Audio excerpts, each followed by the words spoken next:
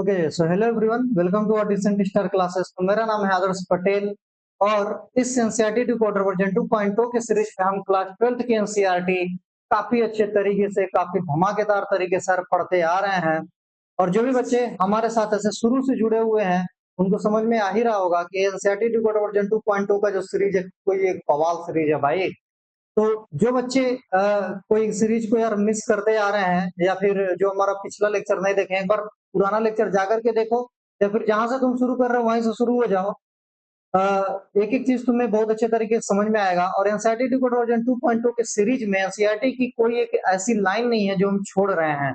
एक एक लाइन पे हम काफी इन डेप्थ में जाकर के डिस्कशन कर रहे हैं। तो यार अ, आज का जो ये सीरीज है, आज का जो अपना लेक्चर है, ये होने वाला है जेनेटिक्स और इवोल्यूशन के का ये जो यूनिट है, ये पूरा यूनिट हम कवर करेंगे जेनेटिक्स एंड इवोल्यूशन का। इसी तरीके से हम पूरा क्लास 11 क्लास 12 पूरी एनसीईआरटी कवर करने वाले हैं। धीरे धीरे जैसा एनसीईआरटी में दिया हुआ है एक एक चैप्टर पे किसी न किसी तरीके से बहुत ही अच्छे तरीके से हम पढ़ते जा रहे हैं। और पूरा का पूरा एनसीईआरटी हम यार सीक्वेंशियल फॉर्म में कर रहे हैं। इसके साथ ही साथ हमने क्या सोचा हुआ है, हम हर एक चैप्टर के समरी और एनसीईआरटी एक्सरसाइज भी देख रहे हैं।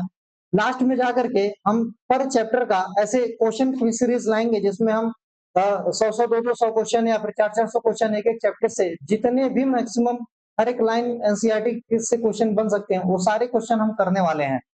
तो देखो यार, जेनेटिक्स एंड इवोल्यूशन के का जो लेक्चर है इसमें क्या होता है, ये जो पूरा का पूरा यूनिट है जेनेटिक्स हुआ, जेनेटिक्स का पार्ट 1 पार्ट 2, चाहे वो principle of inheritance and variation हो, चाहे मॉलिक्यूलर जेनेटिक्स का पार्ट हो, चाहे इवोल्यूशन का पार्ट है। इवोल्यूशन तो कुछ बच्चों को बोरिंग लगता है या फिर और बाकी जो दो चैप्टर हैं ये बच्चों को क्या लगता है, वो हार्ड लगता है। पर ऐसा उम्मीद करो, ठीक है ना।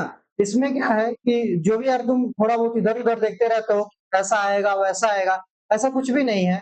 एनसीईआरटी में जो चीजें दी गई हैं उसको तुम सीधा स्ट्रिक्टली फॉलो करो, सारा चीज एकदम आसान। आज थोड़ा हम बातें करेंगे क्योंकि इंट्रोडक्टरी लेक्चर है और कोई चीज पढ़ रहे हैं उससे ज्यादा मैटर ये करना है कि हमको क्या पढ़ना है, क्या छोड़ना है और कैसे पढ़ना है। ठीक है ना। हम क्या पढ़ रहे हैं, कैसे पढ़ रहे हैं और राइट अप्रोच में पढ़ रहे हैं कि नहीं, ये सबसे ज्यादा जरूरी चीज शायद मेरे हिसाब से है। इसीलिए थोड़ी सी आज हम चैप्टर शुरू कर रहे हैं तो थोड़ी सी बातें करेंगे इसके बारे में। तो देखो भाई, जेनेटिक्स एंड इवोल्यूशन या फिर पूरा का पूरा तुम एनसीईआरटी ले लो, ठीक है ना। पूरा फर्स्ट 12th की एनसीईआरटी ले लो। इसमें क्या है, इस बार तुमने देखा है कि पेडिग्री एनालिसिस का क्वेश्चन आया था ना। बच्चे क्या करते थे, हर साल पेडिग्री एनालिसिस का मेरे छोड़ के चला गए, पेडिग्री एनालिसिस का अच्छे से चार्ट नहीं पढ़ेंगे। अरे भाई, तुम 50-50 तरीके के मोनो हाइब्रिड पे सवाल लगाते हो, डाई हाइब्रिड पे सवाल लगाते हो, पेडिग्री छोड़ करके जाते हो। एटलीस्ट जो चीज एनसीईआरटी के अंदर में दे रखा है, जिस चीज को इंडिकेट कर के रखा है, ठीक है, तुम मोनो हाइब्रिड लगाते हो कोई दिक्कत नहीं है, डाई हाइब्रिड लगाते हो कोई दिक्कत नहीं है, तुम लिंकेज एंड रिकॉम्बिनेशन के सवाल लगाते हो कोई दिक्कत नहीं, पेडिग्री एनालिसिस को छोड़ के जाते हो भाई। पेडिग्री एनालिसिस के बारे में तो एनसीईआरटी ने पूरा अच्छे से एक्सप्लेन भी किया है। एटलीस्ट उसको तो हमें करके जाना ही है ना। तो मेरा कहने का मतलब बस एक लाइन में यही बोलूंगा कि जो भी एनसीईआरटी में दे रखा है, चाहे एनसीईआरटी के इस इंट्रोडक्शन वाले पार्ट में जो आपको स्क्रीन पे दिख रहा है, चाहे एनसीईआरटी के समरी वाले पार्ट में, जो एनसीईआरटी के अंदर में लिखा तो सिर्फ पढ़ते हैं, इंट्रोडक्टरी पार्ट को छोड़ के भी नहीं जाना है। आपने देखा रिडक्शनिस्ट बायोलॉजिस्ट का क्वेश्चन जो आया था वहां से था, सेल के चैप्टर के इंट्रोडक्शन जो है वहां से उसने उठाया हुआ था। तो कोई जरूरी नहीं है कि कौन सा क्वेश्चन कहाँ से हो जाए। तो समरी भी पढ़नी है, एनसीईआरटी की एक्सरसाइज भी करनी है, जो क्यूआर है इसको भी लगानी है, एनसीईआरटी की एग्जाम्पलर भी लगानी है। एनटीआर खुद बोल रहा है कि एनसीईआरटी ही सिलेबस है। जब एनसीईआरटी ही सिलेबस है तो एनसीईआरटी के क्यूआर को क्यों छोड़ के जाते हो और एनसीईआरटी के एग्जाम्पलर को क्यों छोड़ करके जाते हो, ठीक है ना। कोई भी चीज छोड़ के मत जाओ, सारा चीज आराम से कवर हो जाएगा। कोई भी तुमको फालतू चीज नहीं लेनी है, कोई फालतू बुक नहीं लेना है, सीधे एनसीईआरटी क्यूआर पे जाना है, सोल्यूशन है, सब कुछ मिलना, फिर परेशान क्यों हो रहा भाई। तो बिल्कुल भी परेशान नहीं होना है और इसी सीक्वेंस में हम सारा कुछ पढ़ेंगे। चलिए भाई, अब उम्मीद है क्या चीज पढ़ना है, कैसे पढ़ना है, सारी चीज आपको थोड़ा बहुत क्लियर हुआ होगा। अब देखिए, एक चीज यहाँ पे आप ध्यान से सुनते जाइए और समझते जाइए। जो अपना टॉपिक है अब शुरू करते हैं, ज्यादा यहाँ पे समय को बर्बाद ना करते हुए। जेनेटिक्स एंड इवोल्यूशन का पार्ट जो है, यहाँ पे आप ध्यान से देखिए, चैप्टर नंबर 4 इस यूनिट 7 के अंदर में, इस 7 यूनिट के का जो यूनिट का नाम है जेनेटिक्स एंड इवोल्यूशन, ठीक है ना। जेनेटिक्स एंड इवोल्यूशन यूनिट का नाम क्यों है? क्योंकि देखो जीन में चेंज इवोल्यूशन, ठीक है ना, जीन में चेंज होगा क्या होगा evolution, ठीक है, धीरे-धीरे चेंज होते रही है, evolution है, ठीक है ना। अगर हम जेनेटिक्स अच्छे तरीके से समझ जाते हैं तो सारा काम evolution कैसे हो रहा है, कब हो रहा है, समझ में आ जाएगा, ठीक है ना।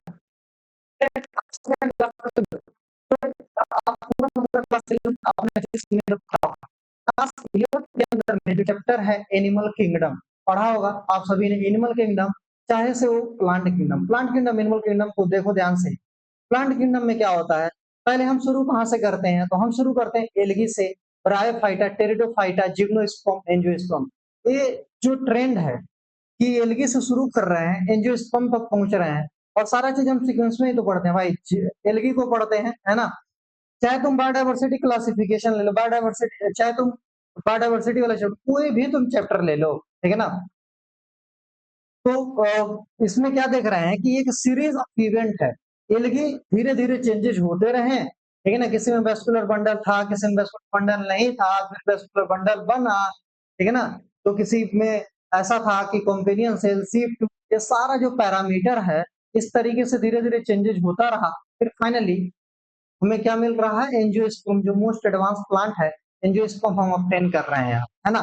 इसी तरीके से एनिमल किंगडम में क्या होता है, हम कोरीफेरा से तो शुरू करते हैं, पहले एक और किंगडम हुआ करता था, और फाइनल सॉरी एक और फाइलम हुआ करता था, उसका नाम प्रोटोजोआ, पर खैर एनसीईआरटी में हम नहीं है, प्रोटोजोआ से शुरू हुआ करता था।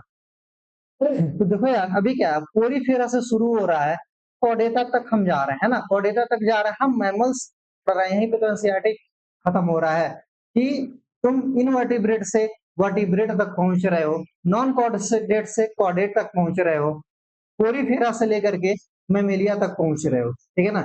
ये सारा चीज देखो, ये सारा जो डेवलपमेंट हुआ है, ये सब क्या दिखाता है कि इवोल्यूशन ही दिखाता है, ठीक है ना।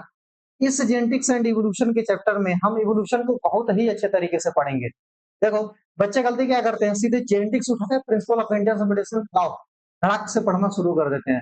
भाई कोई चीज हमें क्यों जाननी चाहिए, ठीक है ना, उसके पीछे का अगर हमें हाउ एंड व्हाई पता चल जाए तब सारी कहानी खत्म हो जाती है यहीं पे, मेरे हिसाब से ऐसा है, ठीक है ना। साइंस है ही क्या, science is the explanation of how and why. शायद अगर तुम हमसे साइंस का डिफिनेशन पूछो तो मैं यही बोलूंगा, science is the explanation of how and why of each and every phenomena.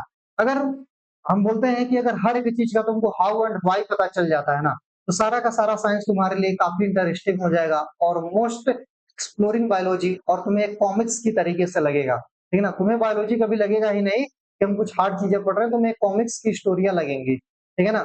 और इवोल्यूशन में हम पढ़ते क्या है, वही तो कि यूनिवर्स के निर्माण से लेकर के, यूनिवर्स फॉर्मेशन से लेकर के किसी एनिमल की फॉर्मेशन प्रोसेस पढ़ते हैं, भाई रिसर्च करते हैं, बायोलॉजिस्ट हैं, ये क्या करते हैं, हाउ एंड व्हाई के पीछे लगे रहते हैं, साइंटिस्ट है, हाउ एंड व्हाई के पीछे लगे रहते हैं, फिर भी साइंटिफिक नाम चल नहीं रहा, इसी की वजह से है।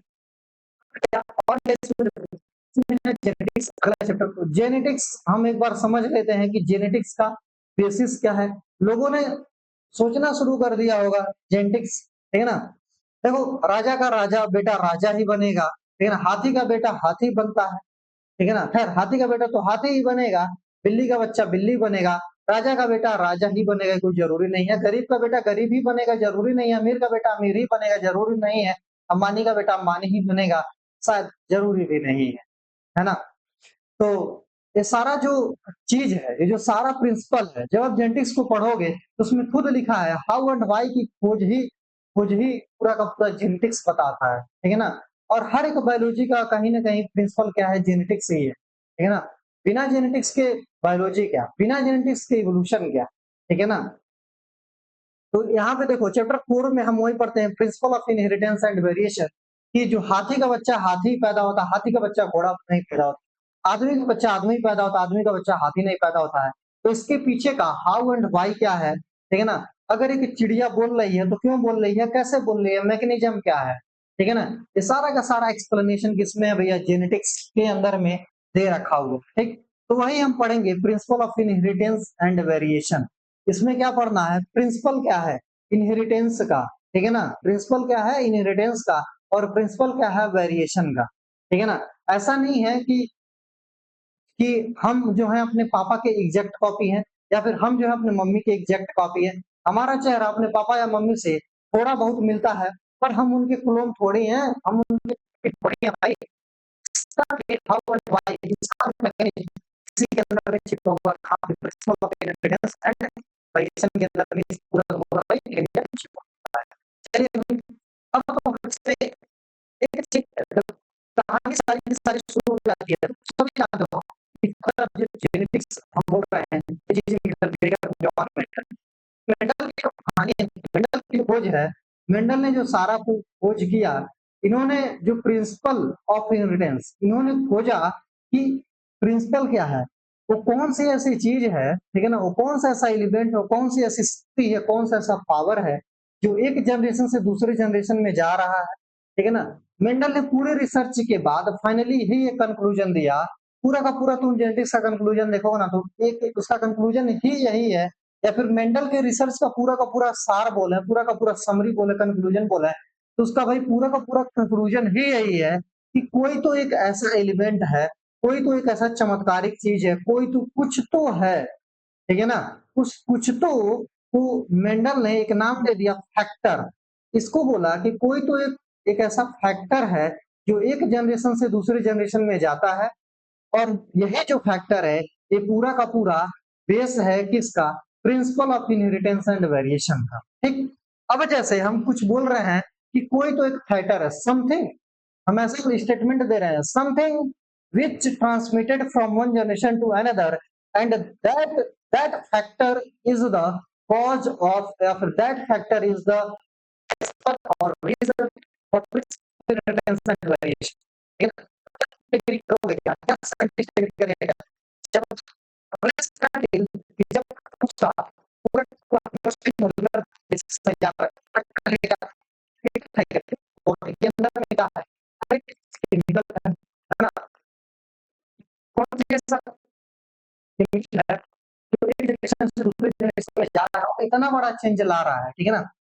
तो कहीं ना कहीं हमारे दिमाग में एक संघर्ष जारी है, और हाउ एंड व्हाई को हमने अपने दिमाग में बैठा दिया, हमने अपने माइंड के अंदर में एक सर्टेन क्वेश्चन को पुट कर दिया कि हाँ भैया, कोई तो एक ऐसा फैक्टर होगा जो ऐसा कुछ कॉज कर रहा है, पर फैक्टर है क्या, फैक्टर को हम देखना चाहते हैं, फैक्टर के बारे में थोड़ा सा और जानना चाहते हैं। तो इसी फैक्टर के बारे में जो और आगे की रिसर्च है, आगे की जो खोज है, वो इस चैप्टर में दे रखा है, मॉलिक्यूलर बेसिस ऑफ इनहेरिटेंस।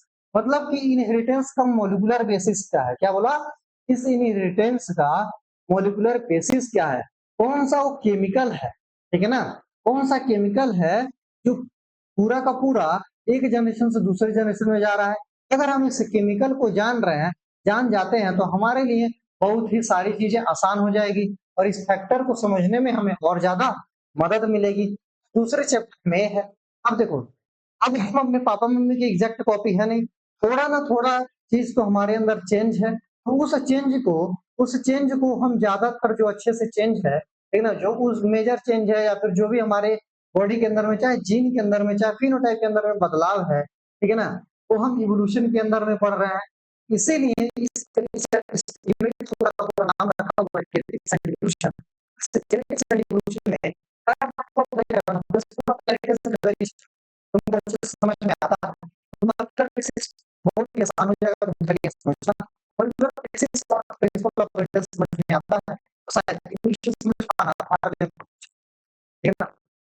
तो कुछ चीजें ऐसी है, ठीक है ना, चीजें बायो के अंदर में ऐसी है ना, जो मतलब बेस है, लाइफ का बेस है, इनको मतलब समझना एकदम मस्ट, और इनको यार समझना ही चाहिए, ऐसा नहीं है कि तुम इसको निगलेक्ट करो, इसको समझो, ठीक। तो और यहाँ पे ध्यान से देखते हैं, तो देखो, the work of Mendel and other, यहाँ पे कुछ लिखा हुआ है कि जो पूरा का पूरा जो मेंडल ने काम किया, इस पूरे के पूरे चीज में उनका कंक्लूजन यही था कि यहाँ पे देखो फैक्टर लिखा है, फैक्टर के बारे में एक दिमाग में क्वेश्चन मार्क छोड़ दिया, तो ये कोई एक फैक्टर है, ठीक। अब फैक्टर के बारे में फिर लोगों ने दिमाग लगाया कि भाई मेंडल, देखो मेंडल के काम को तो वापस से ईयर 1900 के अंदर में रिडिस्कवर भी किया था, ठीक है ना, रीडिस्कवर किया गया था। और मेंडल तुमको पता ही है, मेंडल एक ऐसा उनका भाग्य बोल लो या फिर अनलकी साइंटिस्ट है कि जिसको जीते जी यार उनको कोई भी क्रेडिट नहीं मिल पाया, मरने के बाद ठीक है ना उनको क्रेडिट मिल पाया। ठीक है, तो हम इतने बड़े साइंटिस्ट मतलब इतने बड़े साइंटिस्ट काम कर रहा है, ठीक है ना। आज पूरा पायो ही नहीं कुछ क्या चला है जो कितना उनका इसमें हो सकता है आप क्रेडिट नहीं मिला, ठीक है ना। पर कभी ऐसा नहीं दिया था। अब इनको नकारा नहीं जा सकता क्योंकि मैथमेटिकल एनालिसिस 100% करेक्ट थी और हम जानते हैं कि मैथमेटिक्स जो है किंग है साइंस का, ठीक है ना। तो अगर कोई चीज मैथमेटिकल प्रूफ हो रही है मतलब बात तो है, कुछ तो बनने में बात है, ठीक है ना। और इनके काम को तो रीडिस्कवर भी कर लिया गया था तो काम को इनकार नहीं किया जा सकता। तो फिर क्या हुआ, साइंटिस्ट की टीम ने अगेन इस फैक्टर को बारे में और थोड़ा जानकारी लेना शुरू कर दिया। और वो जो खास करके आप सभी जानते हैं डीएनए का डिस्कवरी में वाटसन एंड क्रिक का नाम काफी फेमस है, वाटसन और क्रिक का, ठीक है ना। तो जो फैक्टर के बारे में मेन जो चीज है इन्होंने ही यार पता करना शुरू किया गया था। तो देखो इसके साथ ही साथ यहाँ पे देखो एक काफी अच्छी चीज लिखी हुई है कि the structure of genetic material and structural basis of genotype biology and next century, ठीक है ना। जैसे ही मेंटल फैक्टर बताया और फिर इसके बाद जैसे जी ने अपने डीएनए की खोज की तो बायोलॉजी के अंदर मान के चलो शुरुआत किया जाता है इसी तरीके से क्या, ठीक है। इसी सारे पेपर में क्या ठीक है। तो देखो यहाँ पे क्या है कि मेरे कंट्रीब्यूशन यहाँ पे साइंटिस्ट का हुआ था मतलब बेसिस के अंदर मेजर कंट्रीब्यूशन दिया गया था। हो सकता है नीट में आ जाए, ठीक है ना। तो Watson, Crick, Nirenberg, Khorana, Kornberg father and son है। देखो Khorana Kornberg father and son है यार। बेंजर, मोनार्ड, ठीक है ना, जेकॉब मोनार्ड और ऐसे साइंटिस्ट हैं, जेकॉब और मोनार्ड लेगोप्रा, ठीक है ना। बेंजर, मोनार्ड, ब्रीनर, देखो यहाँ पे बेंजर है और एक ब्रीनर, ठीक है ना। तो ये सारे साइंटिस्ट का नाम तुम याद कर लो। जैसे तुम वाटसन के बारे में पढ़ोगे, वाटसन क्रिक के बारे में, नीरज खुराना कॉम्बर्ज के भी बारे में पढ़ोगे, लेकिन तुम मोनार्ड के बारे में पढ़ोगे, बेंजर और ब्रेनर साइंटिस्ट के बारे में तुम नहीं एनसीईआरटी के अंदर में दे रखा है तो इनके बारे में ज्यादा तुम नहीं पढ़ोगे, ठीक है ना। तो इनके ये नाम देख लो, बेंजर और ब्रेनर्स भी इन्होंने काम करा था, ठीक है ना, तो छोड़ के मत जाना। तो पैरेलल ऐसा कुछ लिखा कुछ लिया था और बायोलॉजी बायोइन्फॉर्मेटिक्स ये सारी चीजें क्या है आपस में लिंक है, लेकिन बहुत सी जेनेटिक्स स्ट्रक्चरल बायोलॉजी हुआ, बायोइन्फॉर्मेटिक्स हुआ, ठीक है ना। ये सब किस हेल्प करते हैं मॉलिक्यूलर बेसिस ऑन अंडरस्टैंड करने में, ठीक है ना। और जो स्ट्रक्चर डीएनए और आरएनए जो पढ़ रहे हैं तो सारा बायोइन्फॉर्मेटिक्स हुआ, स्ट्रक्चरल बायोलॉजी हुआ, मॉलिक्यूलर जेनेटिक्स हुआ, सब के सब का पैरामीटर यही है। इन्हीं सब चीजों की वजह से हम क्या कर पाते हैं भाई, समझ पाते हैं। तो हम साइंटिस्ट का भी एक सीरीज शुरू करने वाले हैं जिसमें हम अलग अलग साइंटिस्ट के बारे में सारा हम पढ़ेंगे, ठीक है ना। और फिर नेक्स्ट टर्म में हम कोशिश करेंगे principle of inheritance and variation को हम स्टार्ट करें और सारा चीज हम अच्छे से कर पाए। तो उम्मीद है आज का लेक्चर काफी अच्छा लगा होगा, काफी इंटरेस्टिंग लगा होगा, ठीक है ना। इसी तरीके से यार आप हमारे साथ पढ़ते रहिए, हंसते रहिए, खेलते रहिए, मुस्कुराते रहिए। Thank you all the very best.